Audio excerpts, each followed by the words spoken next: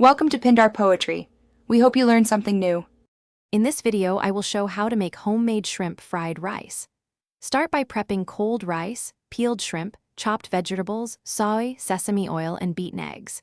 Heat a wok until very hot, sear shrimp briefly, remove, scramble eggs, then stir-fry vegetables. Add rice and sauces, toss to combine, return shrimp, and finish with scallions and a dash of toasted sesame oil for a bright finish. Prep makes this dish effortless and fast. Chop carrots, peas, scallions, and garlic, then measure sauces so you can add them quickly while stir-frying. Keep rice grains separated by fluffing with a fork and chilling if possible. Pat shrimp dry and season lightly so they sear, not steam. Crack eggs and have a spatula ready to move everything through the wok at high heat.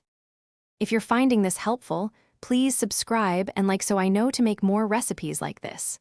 Quick recommendation: Little Tree's Black Ice is my go-to for a fresh, bold scent after cooking shrimp in the car, and it lasts a long time. Check the description for the link and other deals to pick one up. Now let's get back to the video. Work fast and keep heat high for the classic fried rice texture. Swirl oil in the wok, sear shrimp until just opaque, and remove to avoid overcooking. Quickly scramble eggs, then toss in vegetables and rice, breaking up lumps as you go. Add sauces in stages and taste as you cook, then fold shrimp back in and finish with scallions and a light drizzle of sesame oil for aroma. Thanks for watching. Consider subscribing if we helped you.